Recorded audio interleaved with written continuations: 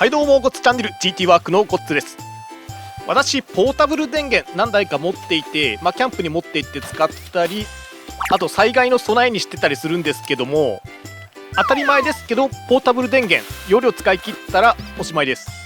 でソーラーパネルを接続すると充電することできるんですけど、災害時に夜中にバッテリー切れちゃったとか、雨が続いて全然充電できないよっていうケースも考えられます。でそういう時どうしたらいいのかなって思っていたら、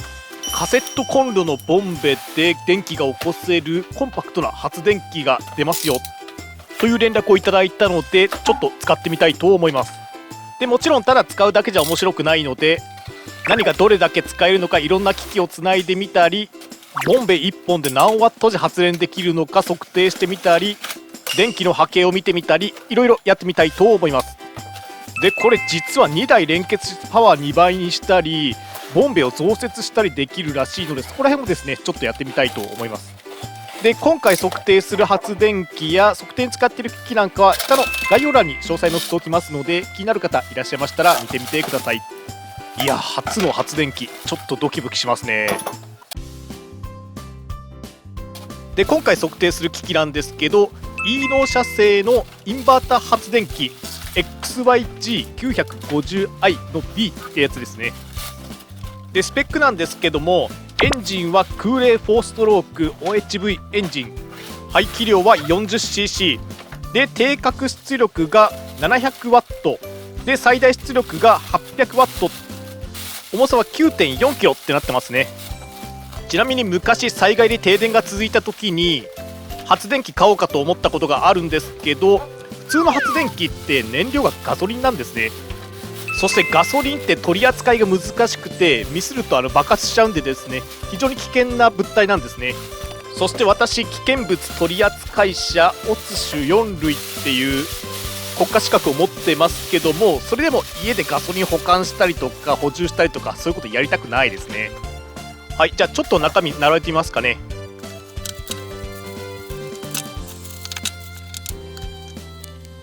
はい、中身出すとこんな感じですね。意外に入ってるものシンプルですね。はい、じゃあまず何が入ってるのかと言いますと、これローと蒸語ですね。どうやらオイルを注入するときにこれ使うみたいですね。それから普通のプラスドライバー、そこそこしっかりしたものが入ってますね。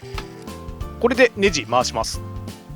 で次に入っていたのがこれ、何かよくわかんない銀色の筒ですね。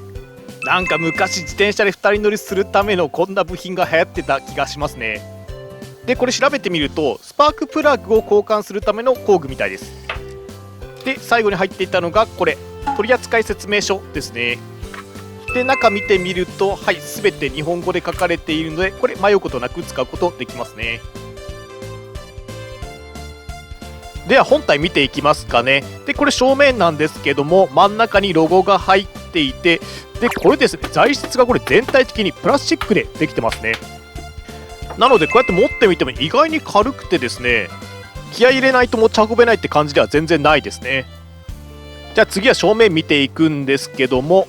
この真ん中の方にボタン類とかが集まっていて、左上がですねこれエコスイッチっていう運転切り替えスイッチですね。で真ん中が周波数の切り替えスイッチで、その右がですねエンジンのオンオフのスイッチになってますね。でその左に出力と下負荷でオイル切れですかね、その3つのランプがついていて、この右側のカバー開けると 100V の出力が出せるようになってます。でその左のちっちゃいとこ開けると、これ USB が2口刺さるようになってますね。で下の方行くと黒と赤の端子があるんですけど、これどうやら2台をこれで連結すると出力が2倍にできるらしいっていうので、後で試してみたいと思います。はい、で次は裏面なんですけども、はい、ポータブル電源で見慣れないものがいっぱいついてますね。でこの黒いところは何かというと、これ取れないな。でこの真ん中のレバーはチョークですね。でこれ単車とか乗ってる人はご存知かもしれないですけども、エンジンかかりにくい時とか寒い時とかですね、このスイッチを動かしてエンジンかけるとかかりやすくなるっていうようなスイッチですね。そしてもう引っ張ってくれんと言わんばかりのなんかレバーがあって、これエンジンかける時に使うやつですね。でなんか紙がついてますね。警告、発電機にはオイルがないというわけで、エンジンかける前にオイルを入れろよってことですね。で次こっち側の側面見てみると、はい、真ん中にちょっと穴みたいなのが開いてるんですけど、ここ排気口ですね。ここからカセットボンベが燃えたガスの排気が出てくるようになってます。で次は上側見ていくんですけども、なんかごっついキャップがあって、これ外すとですね、よいしょ、はい、もう見慣れたですねガスを取り付けるアタッチメントみたいなのがついてますね。で底面見てみると、特に変わったものはないんですけど、足が4つついていて、これがですね結構ぷよぷよしたゴムになってるので、これで振動を吸収してくれるような構造になってるみたいですね。じゃあここの背面のパネル、どうやら開くようになっているらしいので、ちょっと開けてみてみたいと思います。ここで付属のプラスドライバーが役に立ちますね。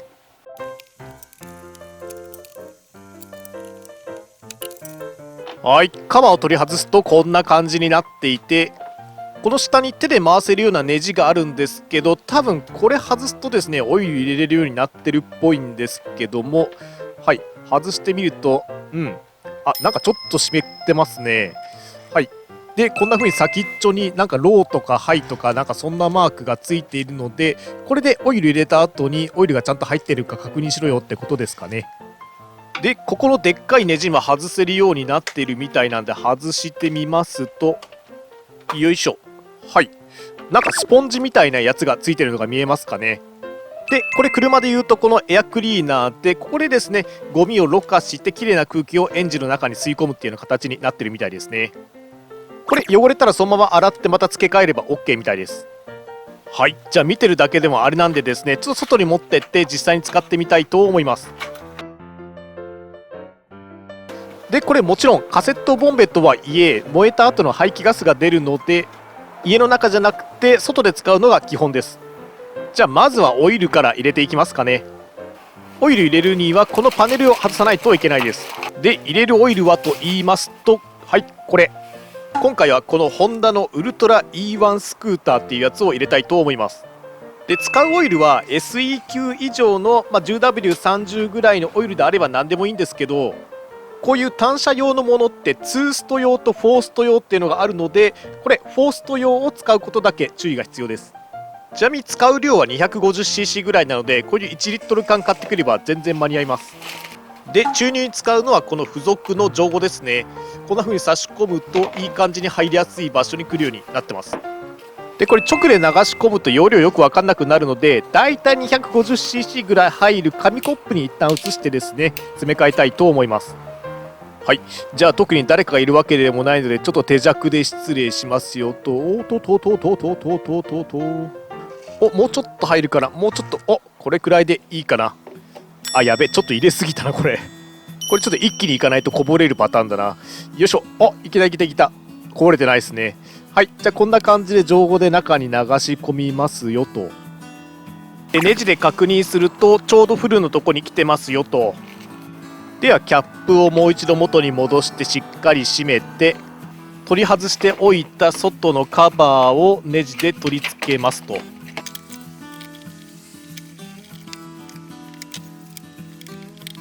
で最後の1本締めれば、はい、これで準備完了ですね。じゃあ早速稼働させてみたいと思います。で使う燃料はこれカセットコンロのガスボンベですね。でカセットボンベも何種類かあるんですけども、今回使うのはこのアイボンベっていうやつのカセットボンベですね。でよくカセットコンロの説明見ると、この指定メーカーしか使うなとか書いていることがあるんですけども、ガスボンベの接続部の形状ってもう規格で統一されてるので、これどのメーカーのやつつけてもですねしっかりはまります。で成分もとりわけなんか寒さに強くするためにこの成分いっぱい入れてますよとかいうやつでない限りはですね大体同じです。というわけでこいつ特に指定があるわけでもないので、一番安かったこのアイボンベのガスボンベをつけて動かしてみたいと思います。で取り付け方法なんですけども、この見慣れた形のですねところで、ここにですねへっこみとくぼみがあるので、これを合わせてちょっと押してですねくるっと回せば、はい、これで接続完了ですね。でエンジンかけるときはこのチョークレバーを起動のところに合わせておきます。で右側の運転スイッチをオンにして、あとはこのレバーを引っ張ればエンジンがかかるはずですね。なんかこれ意外に硬いな。で引っ張るとは書いてるんですけど、これどれくらいの力で引っ張っていいのかっていうのはなんかちょっとよくわかんないですね。とりあえず何回か引っ張ってみますかね。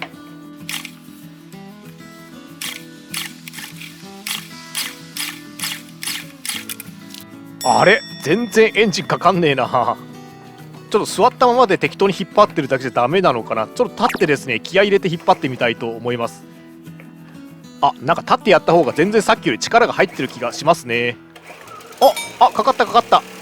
はい。というわけで、意外と立って気合い入れて引っ張らないとこれエンジンかからないっぽいですね。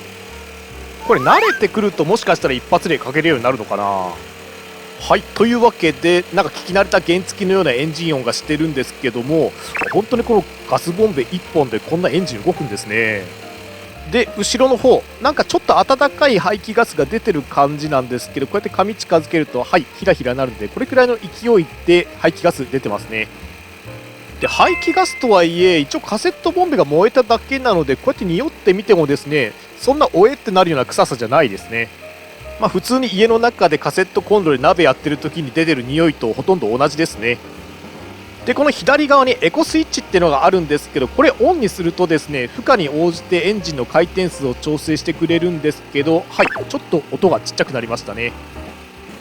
で、数分経ってエンジンの回転が安定してきたら、このチョークスイッチですね、これを運転の方に切り替えておきます。で、使い終わってエンジン止めるときはこの右上のスイッチですね、このスイッチをオフにすると、はい、こんな感じにすぐに停止します。で、片付けるときもボンベをひねって引っ張ればすぐに取れますので、そこにキャップをかぶせれば、はい、これで完了ですね。で、1回オイルさえ入れてしまえば使ったり片付けたりするのは結構簡単ですね。では次は AC100V の出力の実際の電圧を測ってみたいと思います。で、使うのはこれ、ちょっとごっついテスターですね。これを挿して測ってみますと、はい、105.8V ってなってますね。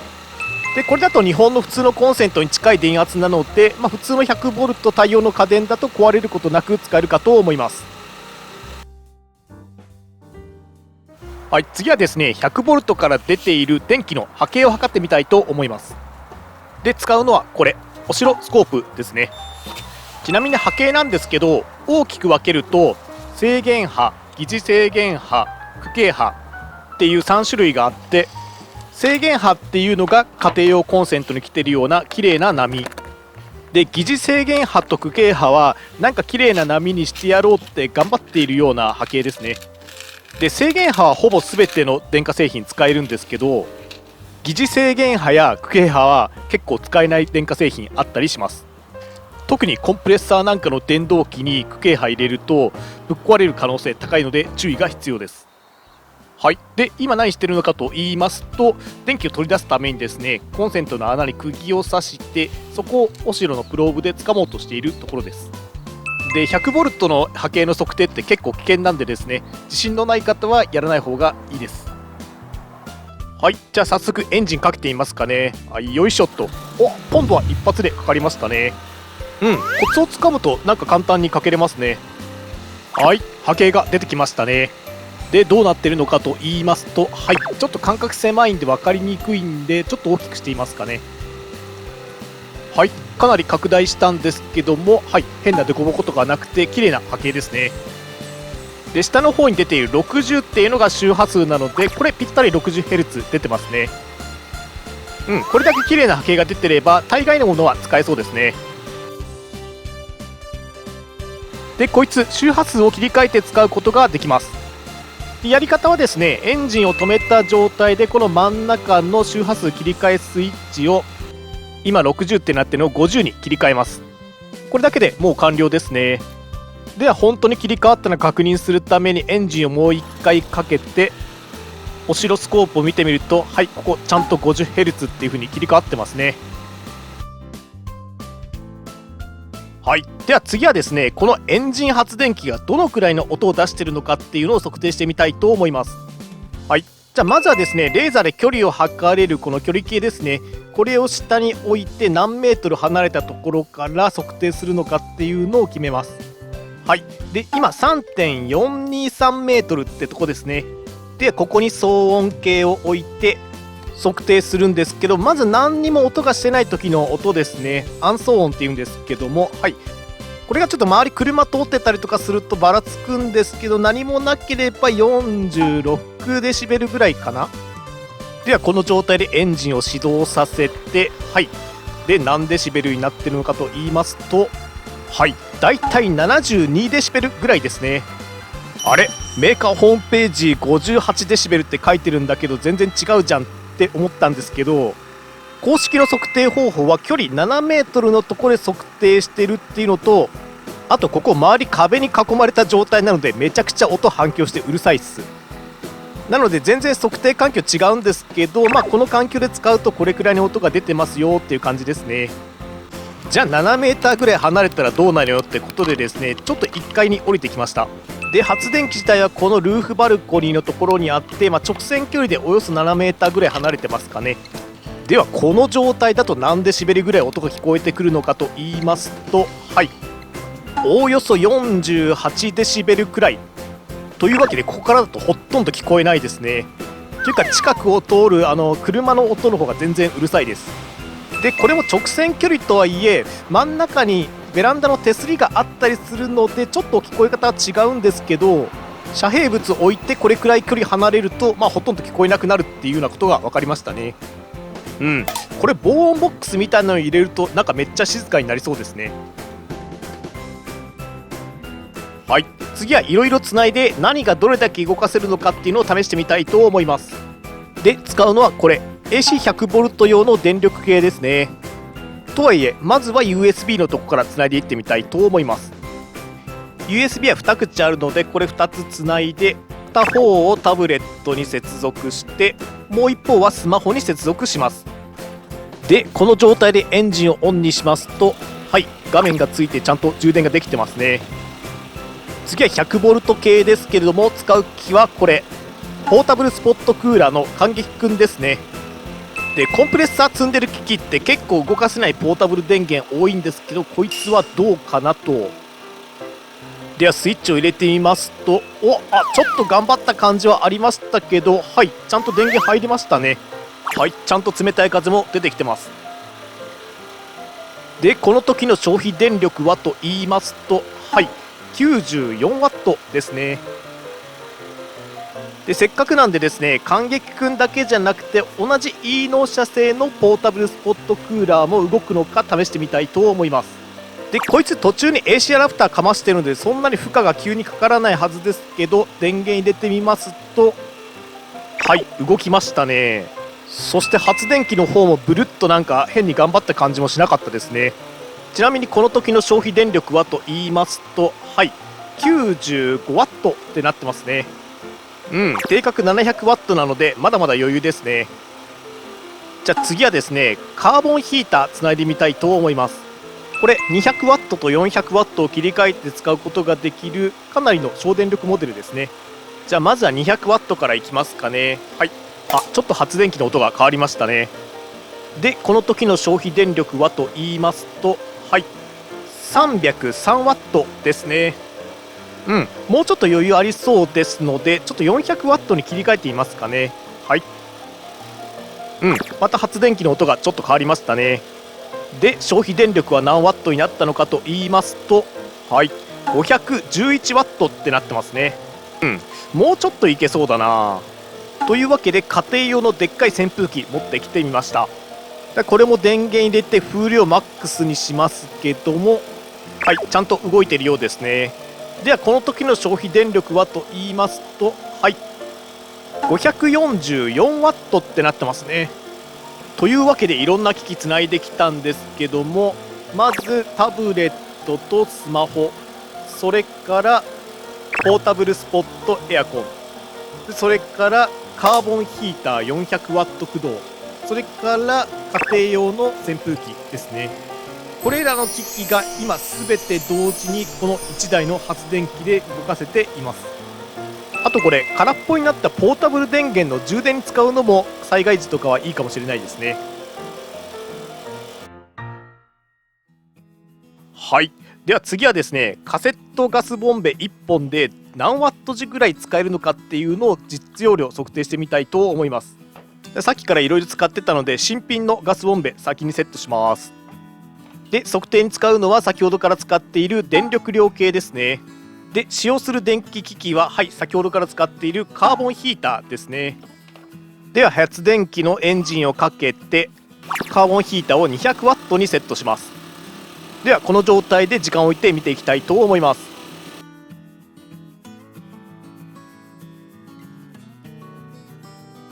はい、1時間くらい経ったんですけど、あと残量どのくらいあるのかよくわからないので、ちょっと加速するためにですね、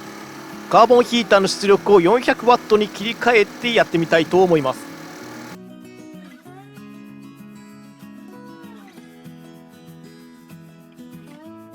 はい、ちょっと定点カメラの電池途中で切れちゃったんですけど、1時間40分くらいで電源切れましたかね。では最終的に何ワット時使えたのかと言いますと、0.42kW 時ということは 420W 時使えたってことになってますね。あれ、ホームページにはボンベ1本で40分って書いてるのに1時間以上全然使えてるじゃんって思った方いらっしゃるかと思うんですけど、このエコスイッチっていうのをオンにしておくと出力に応じて回転数を落とすので燃料をちょっと節約することができるんですね。とはいえ発電機って電気使ってなくてもエンジンかかってるだけで燃料は消費するので、必ず何ワット時使えるって言い切るのは難しいですね。はい、で定格 700W じゃ満足できないよっていう方いらっしゃるかと思うんですけど、そういう時はもう1台つなげると出力を2倍に増やすことができます。でやり方は簡単で、この別売のですね接続ケーブルをそれぞれの穴に挿してつないで連結する、これだけですね。で運転前に1点注意しとかないといけないのが周波数ですね。これがどちらも同じ周波数になっていることだけ確認しておきます。あとは1台ずつ順番にエンジンを始動させて2台ともエンジンが始動すれば準備 OK って状態ですね。ではせっかくなんでこの定格 1200W のドライヤー使ってみたいと思います。まず冷風にするとおおよそ 40W くらい、全然余裕ですね。で弱温風にするとちょっとずつ出力が上がっていってだいたい 600W くらいですかね。発電機1台だとここら辺が限界ですけども、強温風にすると今表示がですね 1.15kW、 1150W ぐらい使ってるんですけども、ちゃんと使えてますね。で2台接続した状態だと 1400W まで定格いけるので、これだけあれば大概の家電は使えそうな感じですね。で先ほどボンベ1本でだいたい 1,2 時間ぐらい使えるっていうのは分かったんですけど、これ 1,2 時間ごとにボンベどんどん交換してるとちょっとめんどくさいんですね。でそういう時はですねこれを使うと便利です。ガスステーションカセットボンベ外付け用ソケットっていう名前で書いてますけども、簡単に言うと3本のガスボンベをつないで1本分として接続できるっていう機器ですね。で使い方はこの1本にまとまった方を本体に接続して、この3つ取り付けれるようになっている方にカセットボンベを順番に接続していきます。でこれ逆流防止機構がついてますので、こんな風に1本だけボンベつけても他の穴から漏れるってことはないですね。で取り付け方も一般のカセットコンロと同じでデコボコをはめてくるっと回すだけで接続完了しますね。これで全部接続完了して準備 OK な状態ですね。で使い方は特に何も変化なくて、そのままエンジンかければもうこれで使えてる状態ですね。